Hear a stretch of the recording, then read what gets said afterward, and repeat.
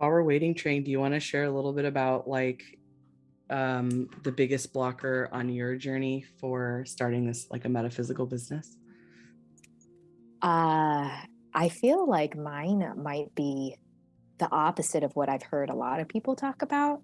So most people, I think it's going to be like fear-based or like not sure what to focus on.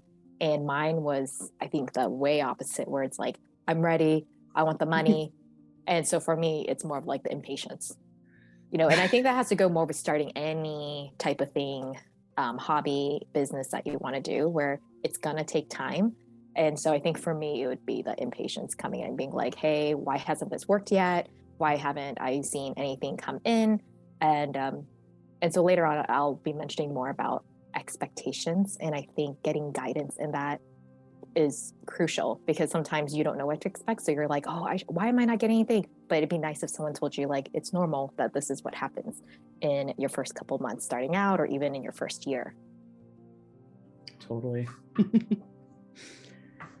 It's hard to stay patient while you're growing because you especially if you're looking at other people with more mature versions of what you hope to have, it can make you kind of be like, well, why can't I get there? Like what? And it's like when you're first starting, it seems daunting to think that it could be a several year long journey to start to even remotely reach maturity. But hopefully, like Trang and I are trying to hopefully shorten your journey a bit so you don't have to struggle and stumble so much like we had to do. Because we even took like a couple practitioners offered this business course and honestly did not really help us that much. And so we thought maybe it would. So we're like, oh, we still got to just do a lot of trial and error. So we learned a lot that we're trying to package all together.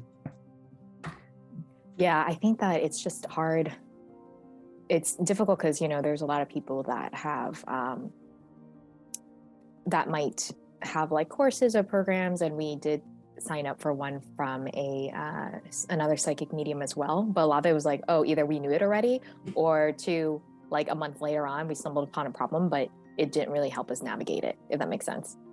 It wasn't quite detailed enough to actually Yeah. walk us through the steps. Whereas in our course, like we actually want to show you like step by step how to do all these technical things, especially because a lot of people are intimidated by technical stuff. And especially in regards to metaphysical, I was saying earlier, they don't seem to mesh very well historically, but we have all this stuff at our disposal. So it would be so nice to be able to know how to do it. But it took a lot of learning. Like Trang had to do so much research at first to help. So much Google and YouTubing. So we just condensed it so you don't have to do that. Yeah, I think last year, 2020, I invested in a course and I knew probably about 80% of the stuff already. And it was one of those generic courses. And so there are people not just, I think I was the only person doing metaphysical in that one, but there's other people being like an author and other variety of things. And it was over $1,000 and it was 1,500. And I came out of it being like, okay, I think I learned a few tips, but that was it, and it was just such a disappointment where I was like, wow, I don't understand why there aren't programs out there that are detailed enough. I think they talk a lot about high level things, but not detailed, like nitty gritty. And also like knowing like, this is what it's like when you start out. And like, this is the hardships you're going to probably like, no, not hardships. I'd say like problems you might encounter, and that's okay. And this is how to navigate it. Instead, they kind of keep it like, I guess because it was a generic course in a way for like people of all industries. So I felt like it didn't really help for someone like me who's going through trying to figure out from like a metaphysical point of view. So I guess it wasn't really holistic, if that makes sense. It was just kind of like, okay, this is wasted money. That's how I felt. But at the same time, like, it's totally understandable that people will make courses like that. And you know what? Someone out there will benefit from it inevitably, right? So even if it's like your first attempt at doing, let's say you're doing your own course and that's part of your business model, like someone out there is going to need or enjoy whatever you put out there. It may not be for everyone, but that's okay because you're not targeting everyone. I feel like that's a really great point because I think like a lot of people, a mistake they make in the beginning is trying to make something for everyone, like everyone in the whole world. And you're like, okay, there's a reason why Nike only like mainly their target are going to be like people that do sports and athletes. Yeah, sure, they can venture on to like everyday people that need good shoes for walking, but that's not who they target, or else it'd just be kind of messy and all over the place. And yeah, I see that in a lot of people starting out where they're like, oh, I want to do 10 million services so I can get as many people. And you're like, no, it's actually better to focus on maybe 1 to 3 things, and people will start knowing you as that. And then after that, you can expand once people kind of know what you do and who you are. So I guess we can open up with you guys, and Maria, you can comment if there's anyone on TikTok that's asking, but just kind of what brought you guys here, or like what things or what abilities you guys might be working on, or just like your spiritual hobbies, and also where you feel stuck with them. I have been in business before and decided to close the business, and I went away to College of Metaphysics for 2 years and then came back and did part-time. Presently, I'm working with a business coach to restart my business. I actually channel energy, and I'm a rebirther, and I also do Reiki and teach Reiki. My background, I am a nurse midwife, and I also have a doctorate in natural health and a doctorate in metaphysics doing mystical research. So I have been seeing clients, but like 2 or 3 a week in my spare time, but I'm planning to sort of have a shop front and start to see more clients and do more workshops in the coming year. How exciting, especially opening a workshop too, physical location. And it seems like you have a lot of like background and training, but what are you hoping to maybe do in 2022, or any areas where you feel maybe you're unsure of, or feel a bit like stuck along the journey?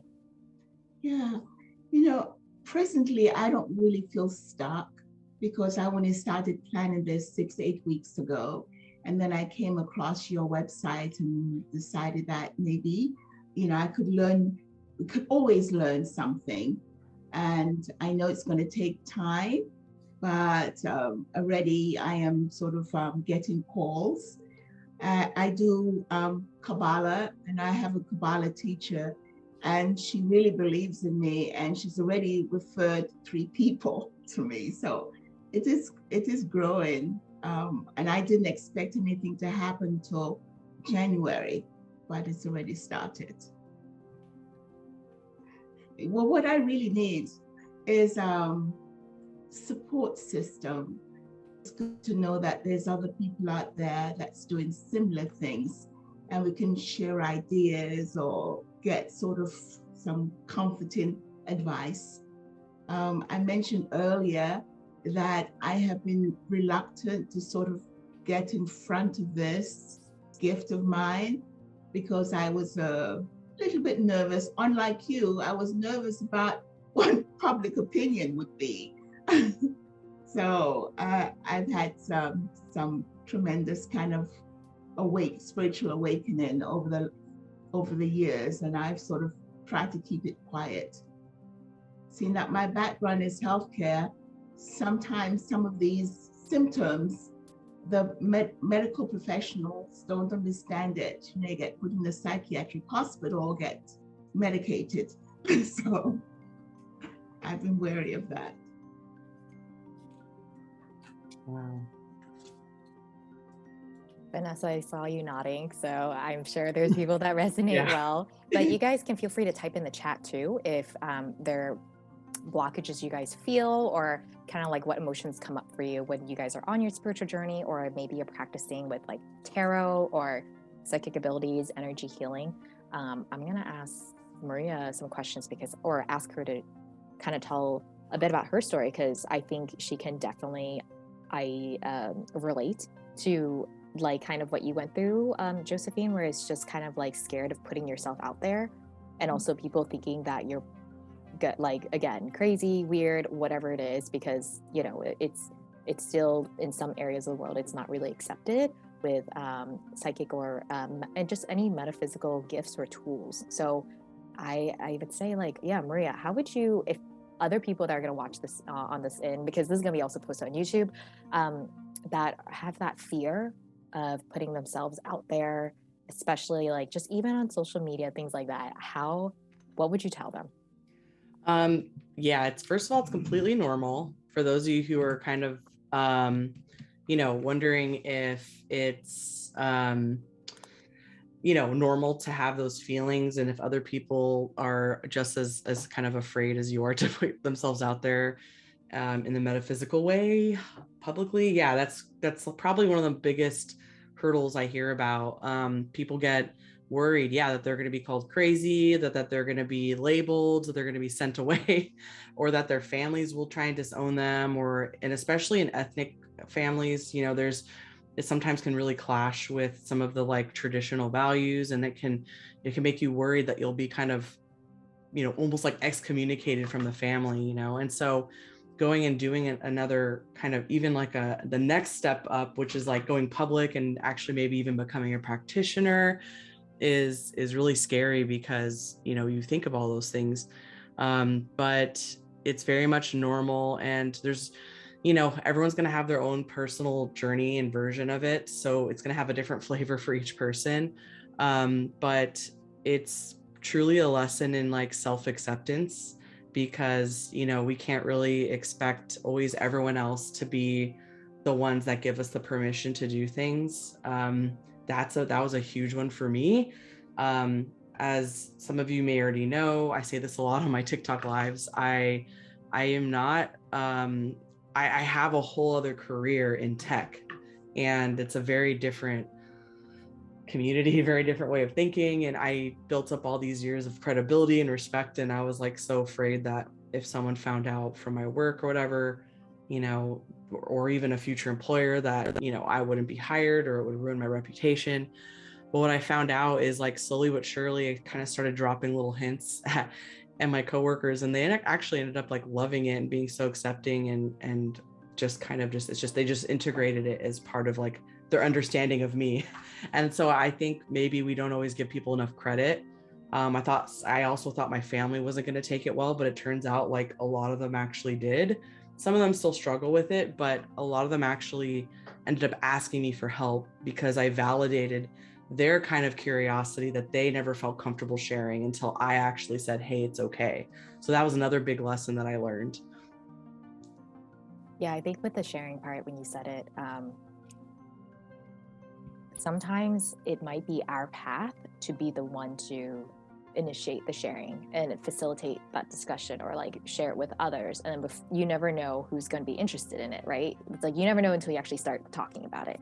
And it's kind of like so Maria on our YouTube channel, The Happy Healing Shop, she channels with my grandpa.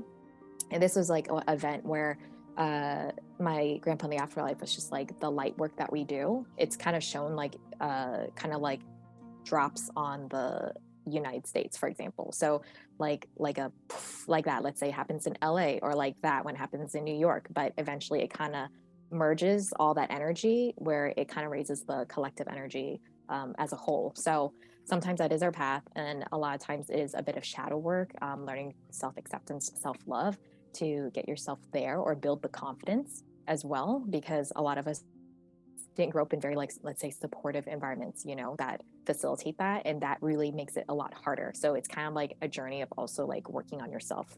And then I think with a lot of people we notice in our community, Jasmine here, she wrote, religious views from religious traumas is definitely my biggest block, along with fear. Jasmine, you're not alone, because people have written that in our Facebook group as well, that they grew up with a lot of like suppression and stuff like that. And like Maria and I grew up Catholic. She grew up Greek. Is it Greek Catholic? Sorry, Greek Orthodox, which is essentially how you described it. Yeah. And like, it's kind of it really does. How would you say like your, like the religion has, when you were growing up, or even like the way you were treated, because, you saw beings and ghosts as a kid, like, how did you not receiving the support you needed, really, do you think it affected kind of like your growth along the way? Yeah, there was like a very traumatic leg of my like spiritual journey where I was my family was kind of going to my family was going more towards this route of taking like the religion and using it to try and figure out what is going on. And honestly, it was pretty arduous because I got sent to like a monastery so that like the monks could like remove curses and like they literally, one of the monks actually was like, no, you have abilities, you could see into other dimensions, which shocked me because the monk was like, I have the same abilities. But the other monks were just like, oh, someone must have cursed you and they're doing all these crazy rituals. I'm getting woken up at 3 a.m. to go to these like late, middle of the night church services and like bawling my eyes out. And I became very religious afterward and like carried this equivalent to like a rosary around with me everywhere. I was like praying like 24/7, hoping it would stop the things I was seeing, because they put it in my head that it must be bad.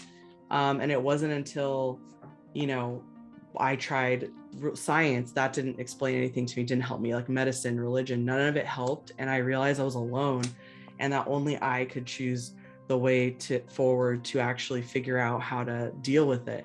And when I just gave up all of those preconceived notions and started my own journey of researching and practicing, that's when I finally found peace. And I do not look at these things as negative, and that liberated me essentially from this almost like this chains that I was in from all these structures around me that people were trying to shove me into. So yeah, that was not fun.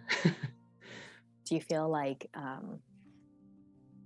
being the thought of like feeling alone in that, once you start accepting that it was a gift and realize it was a gift, especially thank goodness for that one monk, did you feel like the powers started, or your gifts or your ability to kind of develop the gifts and nurture them was faster? Yeah, once I started to release the fear, and that's why I tell people, and for those of you watching on TikTok too, you hear me always talk about releasing fear. That is one of the biggest blockages for most people trying to do this stuff, is the fear. And fear a lot of times comes from the unknown, but it also comes from the things that we're indoctrinated with growing up, whether it's from society, things like Hollywood movies and stuff like that can even subconsciously give us a fear that everything is a demon and possessions and everything, right? And then it's hard once they have that belief, even if it's subconscious, it's hard for people to actually release that.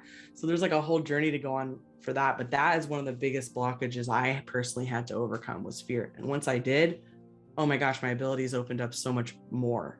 And I felt like I could control them so much more. Yeah, I remember Grandpa Lon in the afterlife was saying that fear is a very powerful energy that holds a lot of people back. Even if it's subconscious, you don't realize it. The many things you don't do because what if this, what if that, And also, one thing that I've seen a lot of people say is they don't feel, I think even someone here says it too, people who don't feel like they're good enough that they can put out their work, whatever it is, like give other people readings or even trusting their own intuition, or as we also call it, psychic abilities. And Jasmine here, she writes, I think another thing is trusting myself. Like, am I going crazy? Is it actually happening to me? I try to discredit my own experiences because I used to tell people when I was growing up and I was kind of made fun of or told I was crazy. Well, Maria, I feel like you can relate too. Yeah, I'm so sorry you had to go through that, Jasmine. It's unfortunate how many people I've heard have a similar story, but I hope one day humans can start to not go towards like making fun of people and ostracizing them because they're different one day. But I think we still have a long way to go. Yeah, and for those who, say that they don't feel like they're good enough, for you, Maria, it was like a whole entire journey. What do you feel? What would you say to them? Like, oh, I'm not good enough. I'm not good as Maria, or I'm not good as all these other people I see online. Oh yeah, I used to have the same complex. I was always like, thinking there's no way I could ever, I remember thinking I could never be a medium, because I actually, again, because of Hollywood, I thought mediums just see dead people all the time everywhere. So I was like, well, I don't see dead people all the time everywhere. I see them mostly at night when I'm getting woken up. And, I had no idea that was inaccurate. Because that's always, because you have people who aren't mediums making movies about mediums. Like, so how are they're going to do it in the way that seems most fantastic. And so I spent all these years not even realizing I was actually a medium, since I was born that way. And I never knew that the things I saw were spirits. And, I just always called them hallucinations and stuff. And basically, once I realized that things are always misportrayed a lot of times in these movies and shows and stuff like that, and books, then I was like, oh my God, this whole time I could have been practicing. And but then it made me then the fear came back, and I was like, oh God, like I'm seeing dead people, like like that's unsettling. I'm just going to add on top of that, Vanessa, what she wrote. I keep blocking my intuitive side because sometimes it feels overwhelming. I feel like there's a lot of people that are clairsentient or empaths. I am still learning how to work with my clairsentience. Okay, yep. It's good that you're aware that that's what you have.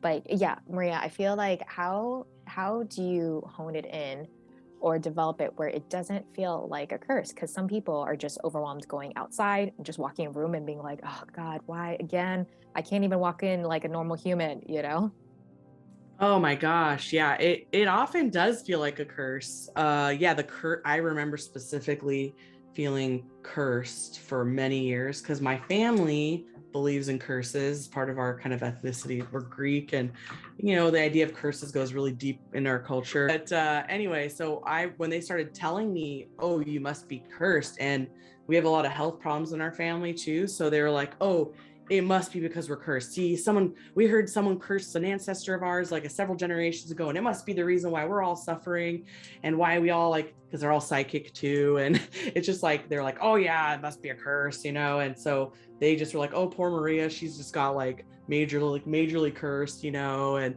we got to take her into the monks. And, that's when that whole thing started. And to this day, some of them will still tell me like, oh, I'm worried for your health. Maybe you shouldn't be a practitioner anymore. And because they don't really understand how it all works. So yeah, it still tries to peek its ugly head periodically, but I feel so firm in my belief that I'm going to control how my abilities are going to be used. It's not a curse. Like, people use curses all the time to kind of justify bad things because we don't want to admit that sometimes these things happen to us for whatever reason. Could be a personal lesson or whatever. So yeah, that's part of the journey I had to go on, was specifically with the idea of being cursed. But eventually, when you start to learn like control techniques and boundary setting, and just learn how to use it in different ways, then you'll start to feel more empowered over time. Yeah, like knowing how to turn it off and turn it on instead of just like shutting off the whole entire superpower. Yeah, exactly. Awesome. I'm just going to read up here what Lana wrote here. I just want to share what she said. I think hi, I am just curious about spirituality and want to learn more about it. I have been seeing angel numbers and watch tarot readings, and I'm hearing about light workers and want to know more. And yeah, for all those of you who are curious or just starting off the beginning, it is very common where I think sometimes people think like, why don't I see things or get like huge signs and know things like Maria does, and I thought about that in the same way in the beginning. I was like, I'm not psychic. Like I like Maria, she can sense everything and all that kind of stuff. But for those who are starting out, just know that usually like your loved ones or spirit guides or angels, it's really hard to try to talk through another dimension to Earth. So like the easiest way they can usually play around is like with technology. So that's why lights flickering, like just imagine when you're in the afterlife, right? And you're trying to send a signal to your loved one, but they can't hear you or anything. And you're like, hello, like the easiest way. And you're like, if I just fiddle with this light, I can do that. I hope they recognize it. Sometimes your loved one will just walk by and they'll be like, no, you missed my sign, and so they'll try different ways. So electricity, playing with electronics is one way. And again, angel numbers, seeing like that 1111, 111, 222. Sometimes it's hard to figure out what they're trying to say, but a lot of times it's like, hey, just a reminder, we're here with you, and just giving that reassurance. It could be even song. It could be even song lyrics. Sometimes where you're going through a difficult time and there's just that one song that randomly pops on. Or I've heard stories where people had a loved one that died, and there's a song that's usually on their song is, let's say their song is a country song, right? Like That's the genre. But then they're listening all of a sudden to like a pop station or hip hop station or something like that. And then that song comes on.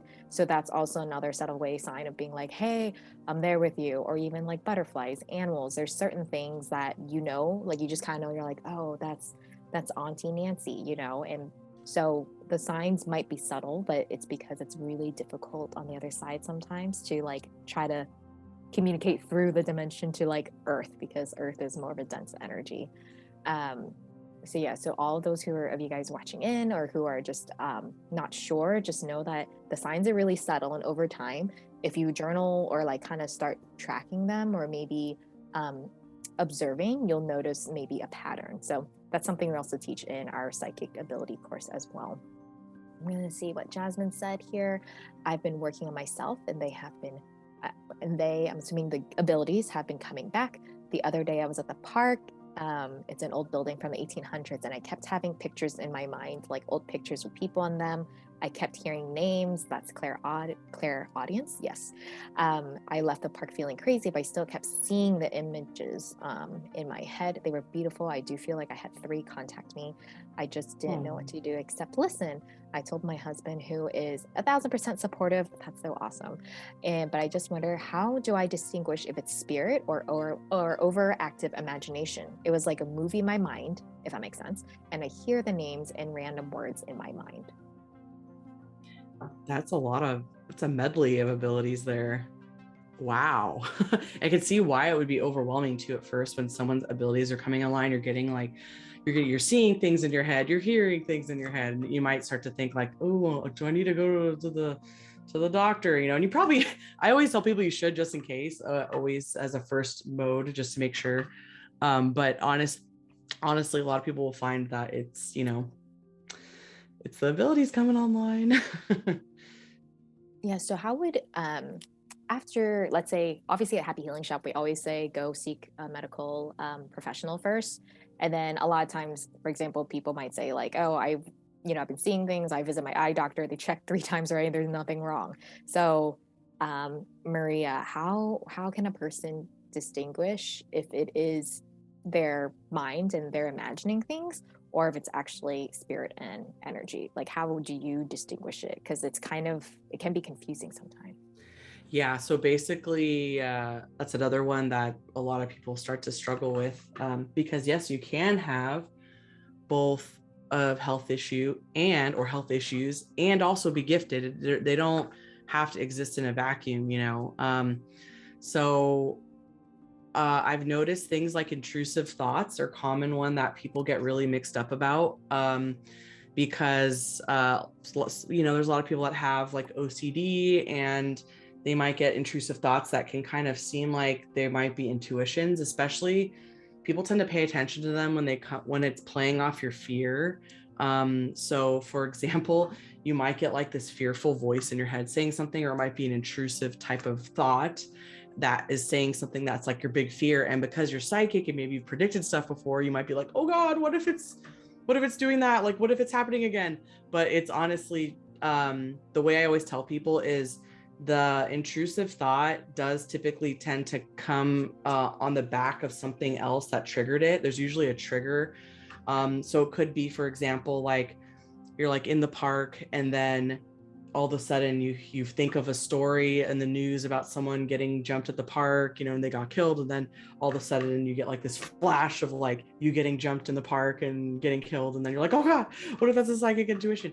But with the actual intuition, a lot of times it just comes in out of nowhere. Like it just drops into your head out of nowhere, completely out of context of any other thoughts you were just having. So I give people different examples, like, oh, you're thinking about where you're going to eat for lunch, and then suddenly this completely unrelated thought comes in, and it's like, you know, pause before you cross the street or something, and you're like, what? Like that? I'm not even at the street yet. I'm not even, you know. So that's kind of an example of it coming in, and it's not going to be evoking fear just to evoke fear. A lot of times these intuitions are not going to be fearful at all. They're going to be just little helpful hints and stuff. once in a while there might be something serious, but it's not going to just make you afraid and neurotic. You know what I mean? That's not, it's a different energy. So if you're having a lot of negative thoughts, I would actually go to the psychological route to try and break down what's causing these types of intrusive negative thoughts a lot. Yeah. Again, it's like about getting the help and support you need, especially if, like, when it comes to OCD, intrusive thoughts and stuff like that, that does require a medical professional, mental health professional. And let's see here, I'm just looking at my notes. Feel free to type in any more questions you guys have for Maria or even for me along our journey. I think, Maria, since we've been doing this about 3 years, what do you think have been the biggest learning lessons for you as you went on your journey as a psychic medium? And try to remember day 0 when you started. I remember I was like so worried that I was just gonna like get the reading so wrong and so botched. I don't know if you remember, Trang, the very first time we ever had a psychic night. That's what we used to call them back before COVID days. We'd gather a bunch of people together, and I'd do readings all night, and we have a little menu and we would do readings all night long. And the first time we ever did one was very unofficial, and it was more of like a friends gathering, and it was free because I was so afraid that I was going to mess up that we needed to make it free. So that way, in case I messed up, no harm, no foul. Right. But it turns out that I actually nailed every single reading that night, every single one. And I had never done like mediumship in that context before with that many people. And like, it blew my mind that I just went in kind of with the attitude of like, well, we'll just see what happens. And Trang was like, don't worry about it. We'll just try it out. And it was a big success. And it turned out that I actually knew what I was doing and everything was fine. And even with my hardest clients to this day, Trang, you know who I'm talking about. We have one beloved client and friend, now friend to me, but it was a friend of Trang's who was a very skeptical person, very science-minded in the science field. And Trang had bought her a gift, a reading as a gift. And I was like, she was very resistant to the reading because she didn't believe in it. So the whole reading, she was doing like the whole like face, like very stern, trying to throw me off and stuff. And I just was like, oh my God, what am I going to do? Like, and I had performance anxiety as it is, but man, I ended up telling her stuff that not even she knew about her own family. And I went, and then months later I saw her and her whole energy was different. And she was so nice. She had come into town and was like, oh my God, I verified all this, the crazy stuff you told me. Like I verified that was like a secret in my family. When her whole energy changed and she was a believer. And to this day, like we have a good rapport now and stuff. I never would have thought, like one of my toughest clients. And the reading turned out really well. So you just never know. You have to believe in yourself, like to your core, because like if I didn't believe in myself in that difficult moment, I would have messed up and I would have done a self-fulfilling prophecy of like, see, I'm not good. Nope. You just have to, with all your heart, believe in your abilities, which is, it takes practice for sure. Yeah. And I think also, well, what would you say to someone that says, I've been practicing, I've been reading books and everything for like the past 6 months, but I just don't feel like I'm ready to give people readings? Well, that's why I'm always telling people it's not just about your skills, it's about your psychological work that you do too. And the thing is that if you're not psychologically getting to the bottom of things, you're going to continue to have those blocks come up. So I think people like to put things in these vacuums where they actually should be meshing together. So you should absolutely be getting mental health care and therapy for anything that you feel is blocking you in life while you're doing all this stuff, while you're doing your shadow work and all that. And if you don't, at the very least, do your own internal work, you're always going to be caught off guard by these things that come up in your practice, and they're going to throw you off, and you're going to maybe be like, why is this happening again? But if you're already going deep at the beginning of your practice, you'll know exactly, you'll have a layout of all the things that can pop up, and you'll be able to have coping mechanisms and things you can do and tools to use to help it not impede your spiritual practice and also your business potentially. Yeah, so on our website, thehappyhealingshop.com, if you click on the tab that says About and then it says Resources, we pulled a whole entire list of resources there for people. And there is actually a link there where you can get on betterhelp.com 1 month free of therapy for those who want to try it out. Maria and I are huge advocates of it. We both have therapists ourselves to help do any inner work. And I do notice a difference for people that don't do inner work and that do inner work, because the ones that don't do inner work, they have like 10,000 times more blockages to go through. And, it's just, I call it like a brain mentor. It's really helpful. But anyways, we're just huge advocates of that. We'd like to take a moment today to share some great resources with you. As you're exploring on your spiritual journey, it can be confusing to know what to listen to and how to trust the information that you're getting. One thing we learned was that having help and guidance along the way was invaluable. We offer online courses that are perfect for you if you want to develop your psychic abilities, become a certified energy healer, heal from grief and loss, or even learn how to build and get paid for your spiritual gifts and hobbies. If you're looking for connection, events, and perks, we are so excited to announce the launch of our Happy Healing Club, our membership that includes so many perks, such as deep dives into spiritual metaphysical topics like reincarnation, exclusive channeled messages, themed events, numerology and palm reading workshops, shadow work, self-healing journals, and membership forum where you can chat and message with other like-minded people in our safe community, and so much more. Learn more about it by checking out our website, thehappyhealingshop.com, or click the link below that will take you straight there. Now back to the episode. I'm starting to see a lot of black specks and sometimes clear like energy waves in my eyesight. I went to optometrist to check my eyes. Everything checked out normal. Do you guys have any idea if it's an ability of seeing? I know the answer to this, but Maria, I'm gonna let you answer it. Yeah. So, and Trang and I have done videos on this and people freak out when we talk about it because they want it to find a reason for it outside of metaphysical, which, give it a try. But if you have gone through the proper channels, have gone to the optometrist or the doctors and they've examined your eyes and there's nothing there is always a chance it can be neurological. Yes. But that's, like I said, continue to, if it's really impeding your life, make sure you continue to get more help. But honestly, if it's none of those things, then it could be a type of kind of clear, you can call it clairvoyance coming online. It's not uncommon for a lot of people who eventually kind of have full-blown clairvoyance, that it's just like, it begins with these like seeing something out of the corner of your eye. Maybe it sparkles. Sometimes you'll see spots, shadows. And yes, that can also mimic like an eye condition, of course, or some different eye conditions. That's why we always tell people to get checked just in case.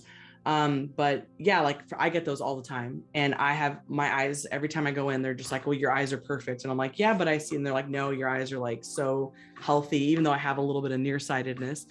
And, they can't explain it. So I have learned over time in my practice that people can see in your peripheral, it's almost like low grade vision. So it's basically picks up on things that we might not notice with our sharper vision because we're filtering it out, but it picks up on subtle energy more. So you might see even the hint of someone's aura or whatever. You might see a spirit or detect something because your brain isn't filtering it out like it is with your frontal vision.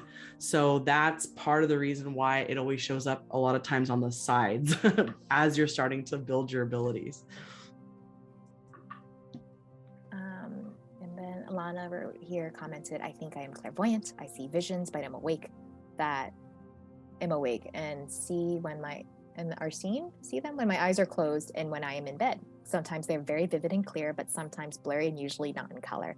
It makes me wonder what they mean, and did not happen to me until after I started noticing the angel numbers and signs, like earlier this fall, monarch butterflies in the city. Yes. Okay. So again, typical experience of opening up. When you put your focus on something, it can grow, right? So whatever you decide to put your focus on, it can evolve more. If you're not paying attention to it, it kind of shrivels up, right? And goes to the wayside. But if you are starting to actually say, hey, I'm ready to learn more about this stuff, even if you're apprehensive, that is enough intention to start opening up some maybe abilities that were kind of in the background before. Because now you're saying to your brain, I'm ready to accept this. You're saying to the universe, yes, show me more. And so you're going to start getting stuff, and it might be fuzzy at first. That's very classic too, of like early stages of abilities. And with practice and focus, you will eventually be able to see them more clearly, but it does take attention and practice pretty regularly. But yeah, it almost always starts out really fuzzy like that. And then also to rewind a little bit back when Maria was talking about seeing things, and we do get comments on social media once, especially on the one TikTok video where it kind of exploded and people were saying, oh, but this could be also anxiety. This could be ADHD. This could be all that kind of stuff. But the thing that people don't realize is you can be both. You know, I think a lot of times people think you can either only be a psychic and these are psychic gifts, or some people are like, or you know what, guys, this is anxiety, or this is OCD, or this is like whatever. And for example, like Maria, you're neurodivergent. So Maria is also neurodivergent, but she's also has these psychic abilities. So you can have both. So I just want to put that out there and let people know that it's not just one or the other. And I think humans, a lot of times they box it up as one or the other. Like, this is only science. And so it's like, it can be both, you know? Exactly. Martha commented, I'm in the between where I have launched my own Reiki business this year. Yay! And still fighting the lack of self-confidence. I just started mediumship group circles and they have helped a lot. I'm clairvoyant, clairaudient, and intuitive. And that's really beautiful how you found a community, because sometimes like what Josephine said earlier, it is nice to find other people that are supportive of what you're going through. I'm just gonna put in here on the chat our private Facebook group. It's called The Happy Healers. So if you guys haven't joined, you can. People ask their questions there all the time. We didn't realize this, but there's a lot of moms that are confused about how to support, or don't know, or feel a little bit like overwhelmed on how to support their gifted child. So they've asked other things in there as well, so and get the support that they can get. So anyways, yeah, back to Martha's comment, but I just started mediumship group circles. I'm clairvoyant, clairaudient, and intuitive. Yeah, congratulations. That's a huge, huge step. And of course, it's one of the scariest steps, but it's also amazing. And you sound incredibly talented. And it's ironic that the most talented people often have the most self-doubt, right? And if you guys have heard of that like Dunning-Kruger effect, where like the less you know, the more confident you are somehow. It's so ironic. You actually are good to go, you know, but it's because you take pride in what you do and you want to make sure you're doing it right, that you're psyching yourself out. But you are still going through the steps to learn and grow and join groups, and that's fantastic.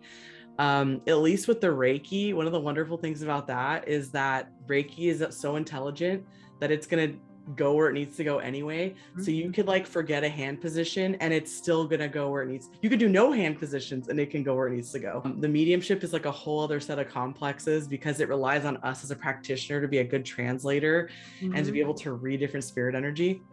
But the groups, I think, are one of the best things you can do with that, because you get to see other people who also are having doubts, and they're putting themselves in that vulnerable place to share that. And mm-hmm. together you can practice on each other, which is really nice. So it sounds like you're going in a good direction. Yeah. So one thing that I have definitely like struggled with was like when I started the Reiki, it's like I would get visions of like where to direct my hand placements next on a client. And I'm like, okay, but why? And I'll question that. And then after I started doing a couple of them and getting feedback from a client, they'll be like, oh yeah, my knee was hurting. Oh yeah, my back was hurting. And I'm like, oh, okay. So then I'm getting that same thing with like mediumship now, where I would see the vision or I would hear and I would still question it. And then if I'm asking that person, they're like, oh yeah, this is so-and-so. I'm like, I have to stop. I have to stop doubting myself.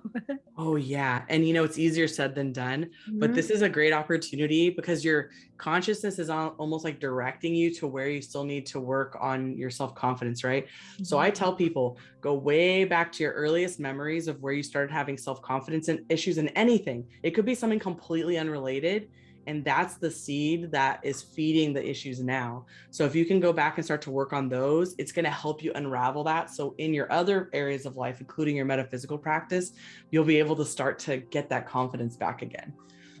awesome. Thank you. Yeah, congratulations.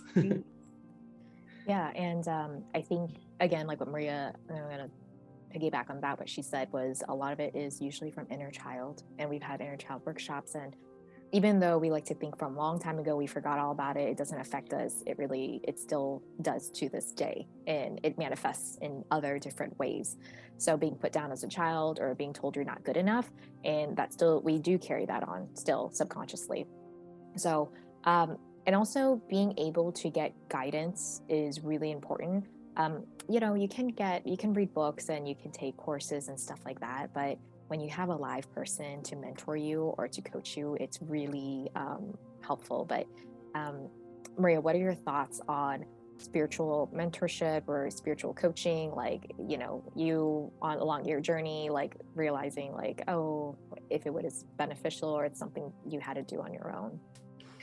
Yeah, so I wish I had more mentorship than I had. Unfortunately, at the time I was doing it, there wasn't a lot of as many resources available as there are now. And so I relied a lot on online stuff, finding teachers that I resonated with and watching all their content and practicing things that, they suggested. But honestly, if I was looking, I remember looking for a mentor, and I just couldn't really find one close by me or one that really resonated. And so if I could wish for one thing, it would have been to have a teacher. Now there's a pitfall too with having a spiritual teacher, coach, whatever. And it's that you don't want to become your teacher. That's we see this old kind of like habit of like apprentices, like basically becoming mini versions of their teachers, and they lose their identity and their own methodology and stuff in that process. So I will say that no matter who your teacher is, take away what's important to you and embed that in who you already are. Like customize that and make your own brand of spirituality for it fits what you want to do in the world and who you are and your experiences. It breaks my heart when I see people who had a really unique ability kind of put themselves in a box because their teacher said this or their teacher said that. It's like they're human beings too. Like they don't know all the answers, not even remotely. They're just sharing what they know already. So just take some of that and blend it in. I just don't lose yourself in the process. That's what I was saying. So it's important to find a teacher that is not going to be making you feel bad for not trying to be like them. And if you see a teacher trying to force that on you, run, because it's like very cult-like at that point and you don't want to be involved in that. Right. It's kind of like, I think there's a fine balance of giving structure, but allowing your student to have that flexibility for them to explore as well, kind of giving that guidance, So, but, we've been there before the past 3 years that we've been working on the Happy Healing Shop. So we know what it feels like to be anxious or overwhelmed, or just to feel frustrated and feel really like, I don't know how to go about it, or even like, I'm not good enough. So we definitely know the struggle, and that's why we are now offering our 8-week holistic spiritual mentorship and coaching program in January for the new year. And so what includes is 8 weekly live feedback coaching sessions for you to get the support, clarity, and guidance that you need. We will also be throwing in our online business course, which includes over 40 videos of content, workbook, and weekly assignments to help you keep on track and overcome your self-doubt, imposter syndrome, and those mental blocks with cognitive behavior-based exercises. So we offer 2 ways to pay, either 2 monthly payment plans of $699 or a full payment of $1,197. So for those who are wondering who this course is for, it's for anyone that feels like they need that extra guidance in their spiritual journey, their spiritual practice, and advice and feedback for what to focus on. And when does the program start? It's actually, you can get online access to the business course right away to start working through it. And then what happens is that we're going to meet the following week after and start live coaching sessions on Zoom. And in the course, the business course, there's going to be video lectures covering topics with short exercises to complete in the workbook. And the live coaching sessions are going to help you with whatever you feel you need guidance on. And the program is going to be 8 weeks, like we said. And each week there's going to be a group coaching call. And also, if you miss it, that's totally okay. We can still answer your questions and post the replay for you. So there's probably a couple questions but you're thinking about. If you can't join this one, the next enrollment, we have a lot of projects on the plate going on right now. So we are looking at maybe even the following year, 2023 would be the next enrollment. For those who are asking, is it worth the money? Well, let me tell you, is it worth spending another 3 to 6 months still trying to figure it all on your own, spending hours researching, YouTubing, Googling, but then you find information that contradicts itself online and getting frustrated or just still feeling stuck after all those watching all that content, and you just want to doubt yourself still and want to quit because you don't have the confidence to keep building and to keep going. So that is a question I'd like to reflect back. And Maria and I, like looking back now, we have poured all that we know into this program.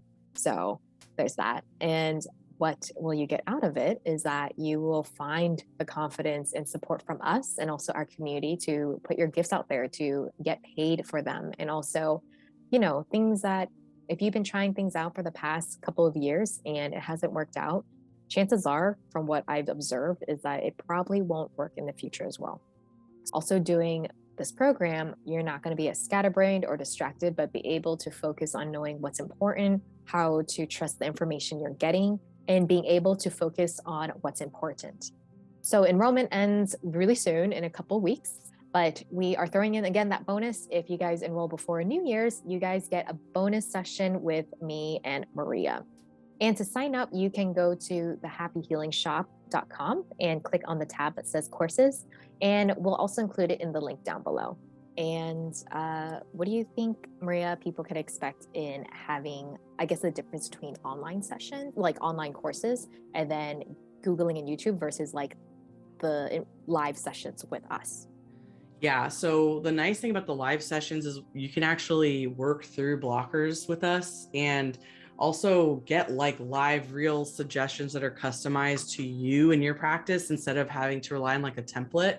Some things are really good that can work really well with templates, but coaching is like that experience of us getting to know you guys and you getting to know us and kind of starting to understand what each student needs in order to grow and flourish. And so we can do that. And it's fun to also hear that in the live sessions, that there's other people that are also trying to do that. And it's like a little community. Yeah, and it's also like live feedback on exactly what you're going through, your specific situation as well. So in a way, it's like customized towards you. And it's all on Zoom. So if you have just internet and stuff like a computer or even a smartphone, you can totally do that as well. And if you can't even make a live session, that's fine, because you can shoot us the answers you have, the questions you have, and we'll just include it in the Zoom session. And then we send everyone back the replay of it as well. So, but we want this to be for anyone that needed something, especially when you're like, you know what, this new year, I just want to dive in right now, dive in deep. And I'm just tired of being stuck. I'm tired of being confused or not knowing what to do next. So this is your chance to kind of sign up for it as well. Oh, Maria, I made you watch the whole entire course. What'd you think of it? I loved it. I was like, dang, Trang, because like 3T astrology, Trang and I had to learn so much on our own. Earlier in the live, we were talking about how there was even a class we took and it just didn't tell us very much at all. So we took all that and we were like, if we were to like have the most perfect class we wish we would had, what would it look like? I mean, Trang was the driving force behind most of this class, and she did like step-by-steps on how to set up your website, like how to build a website, how to set up your scheduling accounts and system, how to set up, how to put SEO in your websites. I mean, like literally just like every little thing that you would possibly need and then some is in there. So you feel like someone's holding your hand through the whole process, whereas we had to literally like spend like years researching and figuring stuff out and messing up and trying again. So yeah, I was like, dang Trang. It's very detailed. Maria knows working with me how detailed I am. So I don't like letting people, we don't want students coming out of it feeling even more confused. Yeah. That is how we felt with courses we've taken, where when you're at the end of the course and you're like, but I have more questions. So, and, as a student, you don't want to like coming out of a course or taking anything online, feeling frustrated. Like that's not how a teacher should teach. At least that's our philosophy. Yeah, no. And we still do have it. If you have questions after you take that course, even if it's not the live, though it's not the live coaching version, we have a community in our Happy Healers Facebook group where you can ask questions if you get stuck anywhere or anything like that. Maria, do you have any words from your, as a psychic medium, do you have any words for the end of the year for everyone? Ooh, yes. Okay. The world is going to continue to have its own evolution. Have your own personal evolution instead of focusing on what's going on in the world around you all the time. So don't let that distract you from your own personal success and evolution, because you still can have that despite whatever is going on around you. So I just want to put that out there, because a lot of anxiety as we get into the 2022 year. Don't have any crazy expectations. Just vibe with the universe and be okay with being pushed in the direction you're going to. Release that resistance, and you're going to kind of be able to like scoot around some of these kind of inconveniences that might happen outside of our own personal bubble. So don't be afraid to continue to get what you need out of life. Awesome. That was great. Yeah, great advice, right, Vanessa? You already great advice. Yeah. Happy to do it. Yes.